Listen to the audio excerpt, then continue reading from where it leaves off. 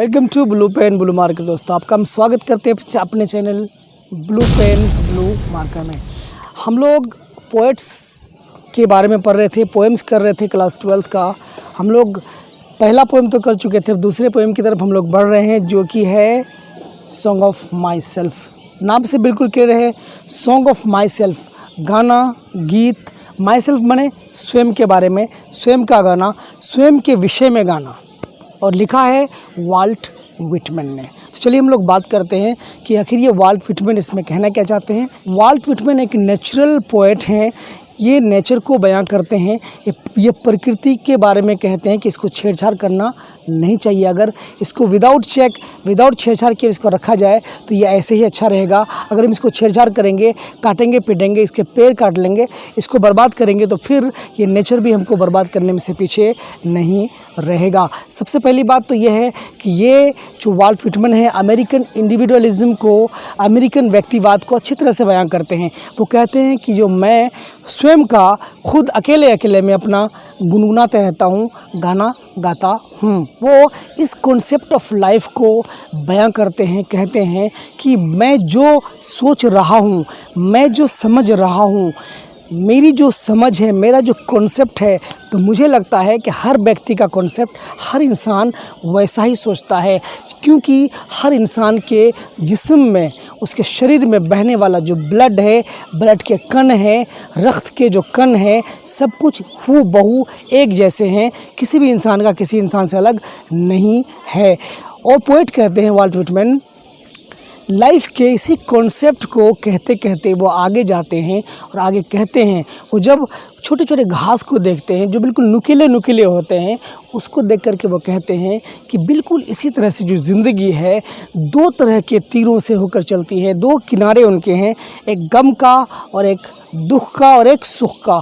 इन दोनों के बिना ज़िंदगी नहीं चल सकती। जैसा हम भी जानते हैं दोस्तों कि लाइफ एक वेव की तरह चलता है, इस तरह से, मीन्स कभी ट्रॉक, कभी ऊपर कभी नीचे, तो इस तरह से।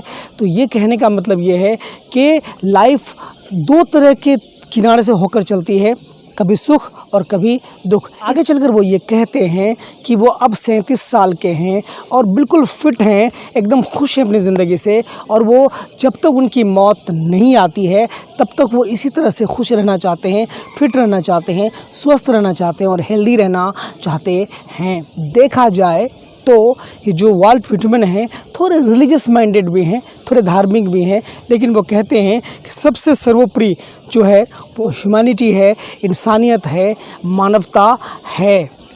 वाल्ट विटमैन को भी अच्छा या बुरा महसूस होता है, वो इंसानियत पे यकीन करता है, विश्वास करता है, अपने व्यूज़ को कहीं भी बिना डर के, बिना ख़तरा के प्रेजेंट करने को तैयार है।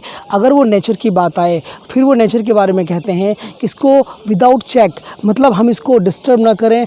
अगर हमने नेचर को डिस्टर्ब किया तो ये यकीनन है, ये पक्का है, ये श्योर है कि नेचर भी हमको नहीं छोड़ेगा और नेचर भी हमको डिस्ट्रॉय कर देगा। तो यही थे कुछ कॉन्सेप्ट, ये जो मेन जो सेंट्रल थीम था इसका सॉन्ग ऑफ माई सेल्फ के बारे में, कि वो कहते हैं कि अपने, मैं गुनगुना रहा हूँ, गा रहा हूँ, मैं अपने बारे में जो सोच रहा हूँ वो हर व्यक्ति वही सोचता है। मेरी जो सोच है एज ए ह्यूमन बीइंग, अगर मैं इंसान होकर ऐसा सोचता हूँ तो हर इंसान जो है वो वही सोचता होगा, उसकी भी फीलिंग्स वही होती होंगी, क्योंकि इंसान को ऊपर वाले ने जो बनाया है एक ही तरह का ब्लड जो पार्टिकल्स है वो दे करके बनाया है, तो क्यों ना फिर उनकी सोच एक जैसी हो। फिर वो आगे कह रहे हैं कि ज़िंदगी जो है ये जो चल रही है वो बेड ऑफ रोजेज़ नहीं है, वो दोनों चीज़ों से होगा, सुख और दुख, कांटे और रोजेज़ है ना, रोजेज़ एंड थॉर्न्स दोनों उसकी ज़िंदगी में हैं। दोनों को ऊंच नीच, मतलब कभी खुशी कभी गम, इन सब कुछ चीज़ को लेकर के चलना है, वो कह रहे हैं। और वो आगे ये भी कहते हैं कि एजुकेशन बहुत बड़ा फैक्टर है, बहुत इंपॉर्टेंट चीज़ है, वो इस पर यकीन करता है। और ये भी कहता है कि ह्यूमैनिटी जो है, वो जो मानवता है, इंसानियत है, वो सबसे बड़ी चीज़ है, इसको समझना चाहिए। हमें नेचर को डिस्टर्ब बिल्कुल भी करना नहीं चाहिए। अगर हम नेचर को डिस्टर्ब करेंगे तो नेचर भी हमको नहीं छोड़ेगा। तो बात आपको समझ में आ गई। यही था कुछ जो सेंट्रल थीम था, जो मेन आइडिया था सॉन्ग ऑफ माई सेल्फ का, यही था। आप 4 पॉइंट याद रखिए, कुछ करने की ज़रूरत नहीं है, आपको बात समझ में आ गई होगी। पॉइंट नंबर 1 आप याद रखिए, ये पोएट जो हैं वो अमेरिकन इंडिविजुअलिज्म के बारे में, अमेरिकन व्यक्तिवाद के बारे में बात कर रहे हैं। वो कह रहे हैं कि इंसान, हर इंसान जैसा मैं सोचता हूँ, हर इंसान वही सोचता है, क्योंकि हर इंसान एक ही तरह के ब्लड जो एटम्स हैं उससे बना हुआ होता है। हमारी जो फीलिंग है वो भी दूसरों की फीलिंग है, क्योंकि वो भी इंसान है और हम भी इंसान हैं। ये अपने बारे में कह रहे हैं तो लोगों के बारे में भी ये यही सोच रहे हैं। Point number 1। पॉइंट नंबर 2, वो कह रहे हैं कि ज़िंदगी is not always the bed of roses. ये थॉर्न्स भी हैं, वो छोटे छोटे घास को देखकर कह रहे हैं कि ज़िंदगी जो है वो सुख और दुख दोनों किनारों से होकर के चलती है। 3rd पॉइंट, वो कह रहे हैं कि वो पेन को महसूस करते हैं, पेन को फील करते हैं, वो डीप मेडिटेशन में चला जाते हैं, काफ़ी गहरी ध्यान लगाते हैं। और वो कहते हैं कि उनका जो टंग है, उनका जो जिस्म है, इसी मिट्टी से और इसी हवा से क्या हुई है, बनी हुई है। वो कह रहे हैं कि एक एक करके इंसान इस दुनिया में आते हैं, 1 by 1, एक आया फिर मरा फिर आया, इस तरह से। तो वो कहते हैं child is the father of man, बच्चा ही आदमी का बाप है। मतलब वो आगे आगे उसका सिलसिला बढ़ता चला जाता है। आपको सेंट्रल आइडिया समझ में आ गया। ये हैंडी भी है, आपको जल्दी जल्दी में ये सारी बातें, चूँकि जो चीज़ मैंने आपको बताई है ये हैंडी है। आपको आप अगर समरी लिखना चाहेंगे तो इसी कई पॉइंट्स इसमें आप लिख सकते हैं।